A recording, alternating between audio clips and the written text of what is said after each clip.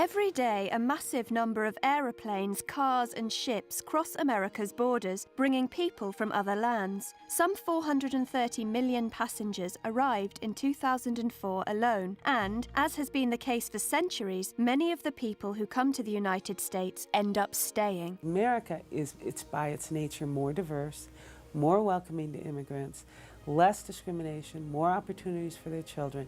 They choose to come here, and I think, not only have we by policy had more immigration, but by our very nature, we're more welcoming to people. Great waves of immigration have broken on American shores since the early part of the 19th century. Fleeing economic and political hardships, many millions left their homelands in Europe and Asia in search of a better life. Europeans, including Irish, Germans, Italians and others, settled in the eastern half of the United States. Immigrants from Asia and from Mexico tended to settle in the west and southwest. During the period between 1892 to 1924, Ellis Island in New York Harbor opened its doors to some 17 million immigrants. In 1907 alone, as many as 11,000 people flowed through its Great Hall on a single day. And today, 4 out of every 10 Americans can trace part of their family history directly back to this one point of entry. Virtually all of these immigrants faced hardships. Many of them settled on the Lower East Side of Manhattan. The Tenement Museum shows how harsh their living conditions could be. It was pretty much just 3 rooms, 325 square feet, partitioned into 3 rooms. You had the front room, which was the only room with direct access to light and air.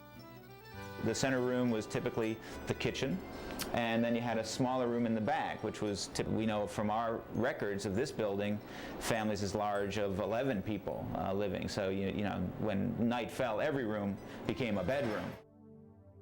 Meanwhile, on the West Coast, immigrants passed through a point of entry called Angel Island in California's San Francisco Bay.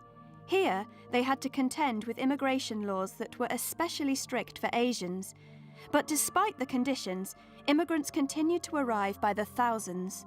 The United States remains open to new settlers today, with about 1 million new legal immigrants each year. A large number of immigrants also enter the United States illegally. This situation presents a challenge to the nation, and especially for states on the US-Mexico border. Despite these challenges, America's long history of immigration has clearly strengthened the nation. Foreign-born citizens have brought with them education, technical skills, a great desire to work and succeed, and personal connections to other countries. One reason the United States is such a dominant power in the world economy is that it has an ever-growing force of immigrant laborers and professionals. We're in much better position because we have maintained our immigration flows. More than 200 years of immigration to the United States has shown that even immigrants who keep their language, their way of dress, and their own customs often share very similar values to the people already living here, values that will eventually help make them successful members of American society. Immigrants who come here, they have made an incredible leap to leave everything they know, everything that gives them self-identity and self-respect, to come here, and they have bought into, they believe in American independence, freedom, and democracy.